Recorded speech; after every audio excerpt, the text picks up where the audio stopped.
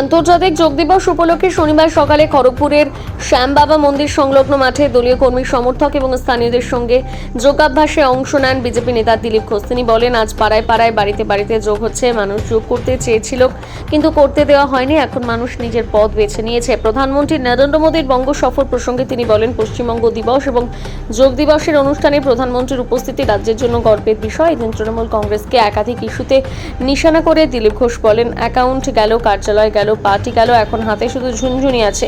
20 জন বিদ্রোহী সাংসদের সাংসদ পদ খারিজের দাবির প্রসঙ্গে তিনি বলেন, বিষয়টি আদালত এবং স্পিকার দেখবেন, বরং অভিষেক বন্দ্যোপাধ্যায়ের পদত্যাগ করা উচিত। তৃণমূলের সাংগঠনিক পরিস্থিতি নিয়েও কটাক্ষ করে তিনি দাবি করেন, কাউন্সিলর, পঞ্চায়েত সদস্য, বিধায়ক, সাংসদ সবাই পালিয়ে গিয়েছে। দুর্নীতির সঙ্গে যুক্তদের বিরুদ্ধে আইন তার নিজস্ব পথে চলবে।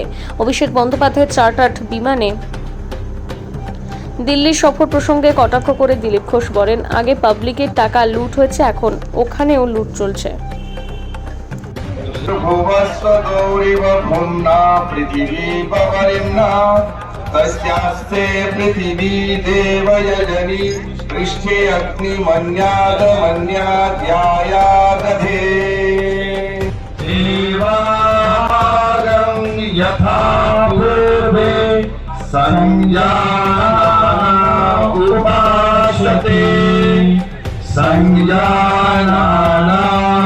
सामान्य स्थिति में बीच में गर्दन को लेकर आए, श्वास को बाहर छोड़ते हुए सिर को बाईं तरफ झुकाएं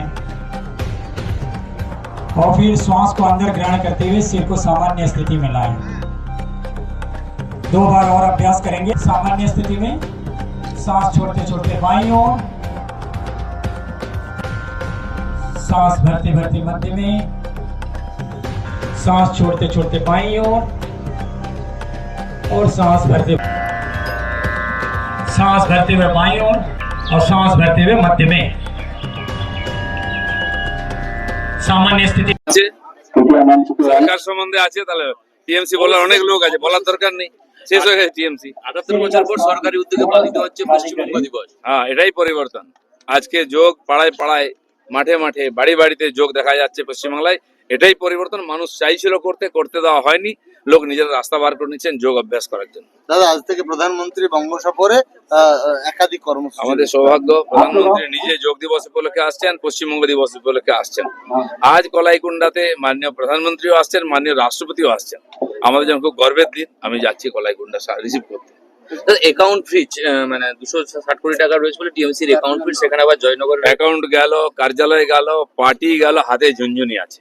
একদিন 15 বছর লোককে ঝুনঝুনি দিয়ে রাজত্ব করেছেন, আবার নিজেরা ঝুনঝুনি নিয়ে ঘুরুন। 20 জন বিদ্রোহী সাংসদের সাংসদ প্রত্যাহারের দাবি জানিয়েছে অভিষেক বন্দ্যোপাধ্যায়। কি বলবেন? কার 20 জন যে বিদ্রোহী কোর্ট দেখবে, স্পিকার দেখবেন, এটা চর্চা হয়েছে। উনি কি ওনার সদস্য পদ আর ক্যান্সেল করা উচিত। রিগিং করে উনি জিতেছিলেন 8000 ভোটে, 8 লক্ষ ভোটে, আর তার সেখানে 4th পজিশন হচ্ছে। তার তো আজকে রিজাইন করা উচিত। যদি মনুষ্যত্ব থাকে, সাধারণ কমন সেন্স থাকে, মাথা খারাপ না হয়ে গেলে কেউ এরকম কথা বলে না। তৃণমূল একের পর এক জেলা সভাপতি ঘোষণা করেছে, কিন্তু কেউ দায়িত্ব নিতে রাজি হচ্ছে না। কাউন্সিলর পালিয়ে গেছে, পঞ্চায়েত এমএলএ এমপি পালিয়ে গেছে, আর পার্টির দায়িত্ব কে নেবে? ওরে মার খাবে, ডিম খাবে কেউ, ডিম খেতে কেউ আসবে না। প্রদীপ সরকারও ছেড়ে পালিয়ে গেছে, সবাই পালিয়ে গেছে, হাজার হাজার লোক পালিয়ে গেছে। কারণ সবাইকে ভিতরে যেতে হবে। সবাই দুর্নীতি করেছেন, অত্যাচার করেছেন, কারো বাঁচার কোনো রাস্তা নেই। আইন আছে, আইন দেখবে। টাকা তো হাজার হাজার কোটি আছে, ওটা খরচা হবে কি? এখন তো পার্টি নেই, পার্টিতে খরচা করতে হবে না। কে বলছে গার্লফ্রেন্ড টাকা নিয়ে চলে গেছে, কে বলে বন্ধু নিয়ে গেছে, বলে আত্মীয় নিয়ে গেছে। এখন লুট চলছে, লুটো পিটো খাও। পাবলিকের টাকা লুট করে নিয়ে এসেছিল, এখন ওখানে লুট চলছে।